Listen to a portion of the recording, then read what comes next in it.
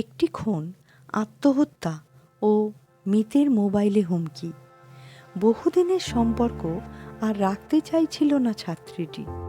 তার জেরেই হস্টেলে ঢুকে তাকে খুন করে তার প্রেমিক। এখানেই শেষ হয়ে যেতে পারত গল্পটা, কিন্তু বাদ সাধল তার ফোনে আসা একটা মেসেজ। টিংটাং আওয়াজ করে মোবাইলে ঢুকলো একটা মেসেজ। এই মোবাইলটা তার, যার গুলিবিদ্ধ মৃতদেহ কিছুক্ষণ আগেই নিয়ে যাওয়া হয়েছে লাশ কাটা ঘরে। তদন্তকারী পুলিশ অফিসার মোবাইলের অপেক্ষাকৃত সহজ লক খুলে ফেলেছিলেন খানিক আগে।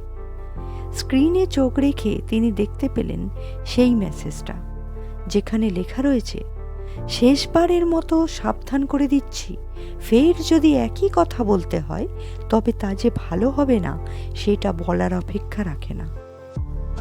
কে পাঠালো এরকম হুমকি বার্তা? পুলিশ অফিসারের সতর্ক দৃষ্টি ততক্ষণে আটকে গিয়েছে এসএমএসের নিচে ক্যাপিটাল অক্ষরে লেখা AK-তে। পুলিশের কাছে আসলে এই তদন্তটা ছিল অনেকটাই সহজ একটা ধাঁধা, যার সোজা উত্তর প্রেমে প্রত্যাখ্যাত এক যুবকের প্রেমিকাকে খুন করে নিজে আত্মঘাতী হওয়ার মতো ঘটনা। কিন্তু রহস্যময় সেই মেসেজটা আসার পর ঘটনাটা কি একই থাকলো, নাকি বাঁক নিল অন্যদিকে? কে এই একে? কেনই বা সে এরকম হুমকি বার্তা পাঠালো মৃত যুবকের মোবাইলে? তাহলে ঘটনাটা ঠিক কি ঘটল? জানতে ভিডিওটি পুরো দেখার অনুরোধ রইল।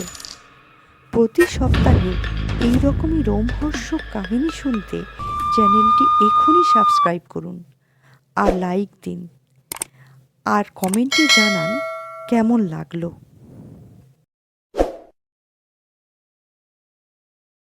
জানুয়ারির 6 তারিখ 2008। একটা খুন এবং আত্মহত্যার ঘটনায় তোলপাড় পড়ে গেল গোটা শান্তিনিকেতন জুড়ে। এর 5 বছর আগে কবিগৃহ থেকে নোবেল প্রাইজ চুরি যাওয়ার ঘটনা বেআব্রু করে হয়েছিল নিরাপত্তার বিশ্বভারতীর। এবার আর ছিঁচকে চুরি নয়, বারবেলায় রীতিমতো গুলি চলল সঙ্গীত ভবনের হোস্টেলের অন্দরে, তাও আবার ওয়েবলি স্কট 9mm পিস্তল থেকে। কিন্তু তদন্তকারীদের সাধারণ বুদ্ধি বলছে এই পিস্তল তো ব্যবহার করা হয় খোদ পুলিশ কর্তা অফিসারদের। তাহলে এইগুলি চালনার ঘটনায় মৃত 29 বছরের সমরেশ কুণ্ডুর হাতে এই আগ্নেয়াস্ত্র এলো কি করে? তদন্ত আরও এগোতে জানা গেল সমরেশ আসলে কলকাতার টালিগঞ্জ থানার অতিরিক্ত ওসির পার্ট টাইম চালক। থানার বাক্স থেকে এই পিস্তল চুরি করে সে চেপে বসেছিল সকালবেলার গণদেবতা এক্সপ্রেসে। গন্তব্য ছিল কলকাতা থেকে 190 কিলোমিটার দূরে আনন্দ সদন। সেখানকার হস্টেলে থাকত সঙ্গীত বিভাগে 3য় বর্ষের ছাত্রী ভাস্বতী পাল। বেলা 11:30 নাগাদ হস্টেলের অনেকেই দেখতে পেলেন বাইরে ওই ছাত্রীর সঙ্গে কথা বলছে একজন যুবক। তার ঘণ্টাখানেক বাদে হস্টেলের ঘর থেকে ভেসে আসে পরপর 2টি গুলির আওয়াজ। আবাসিকরা ছুটে ভিতরে গিয়ে একটি দেখতে পান খাটের উপর পড়ে রয়েছে শাশ্বতীর গুলিবিদ্ধ দেহ। ঠিক নিচে দরজার পাশে দেওয়ালে হেলান দিয়ে পড়ে রয়েছে গুলিবিদ্ধ সমরেশ কুণ্ডু। তারপর থেকে সেই ঘরে বিশ্বভারতীর কর্তা, পুলিশ সুপার লক্ষ্মীনারায়ণ মীনা, অতিরিক্ত SDO দেবাশিস ধর প্রভৃতি আরও অনেক লোকের ভিড়।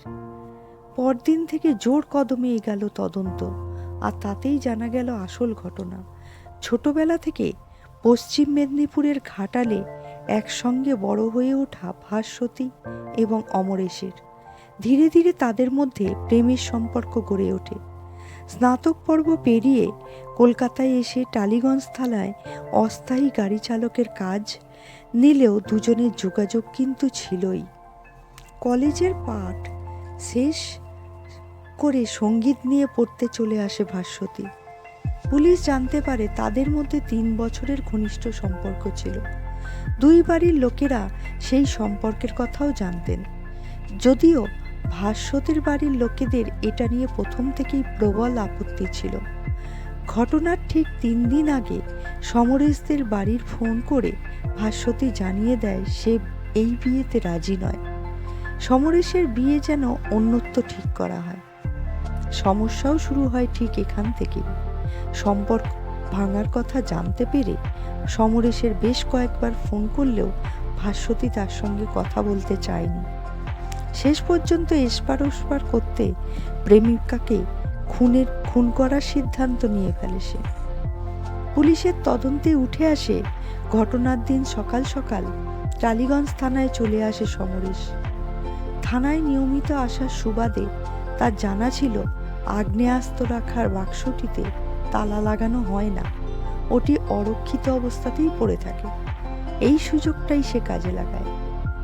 আগের রাতে ডিউটি করে কনস্টেবল সুনীল মাঝি সকাল 6টায় বাড়ি যাওয়ার আগে ওই বাক্সে 9mm পিস্তলটি রেখে দেন। ভুলে সেই বাক্সে তালা দেননি তিনি। থানার পুলিশ কর্মীদের ডিউটি বদলের সময় সুযোগ বুঝে ওই পিস্তল পকেটে নিয়ে সমরেশ উঠে পড়ে ট্রেনে। সকাল 11:30 নাগাদ অমরেশকে হস্টেলের বাইরে কিছুক্ষণ ভাস্বতীর সঙ্গে কথা বলতে দেখা যায়। এক সময় তর্ক শুরু হলে ছাত্রীটি হস্টেলে ফিরে আসে, কিন্তু হাল ছাড়তে রাজি না ছিল না পুলিশের চালক।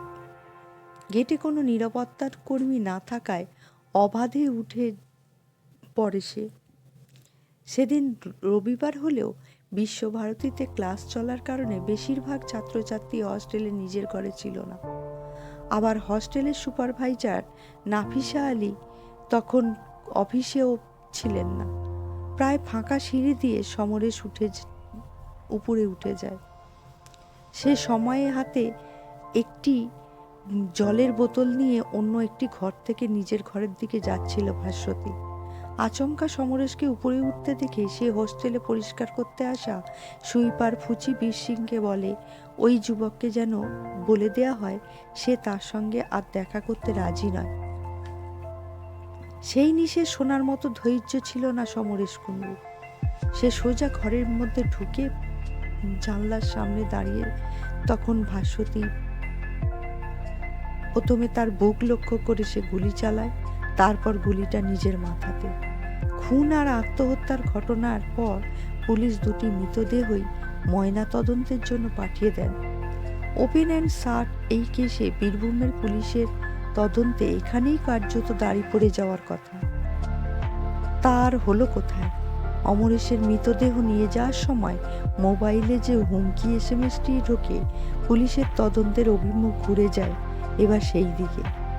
পুলিশের ছানবিনে উঠে আসে সমরেশের সঙ্গে সম্পর্ক ত্যাগ করার আগেই ভাস্বতীর বিয়ে ঠিক হয়েছিল স্থানীয় প্রতিষ্ঠিত যুবক অঞ্জন কারকের সঙ্গে। হবু স্ত্রী অঞ্জনকে জানায় পূর্ব প্রেমিকের কথা। এও জানায় পুরানো যে সম্পর্ক সে থেকে সরে আসতে চাইলেও সমরেশ তাতে রাজি হচ্ছে না।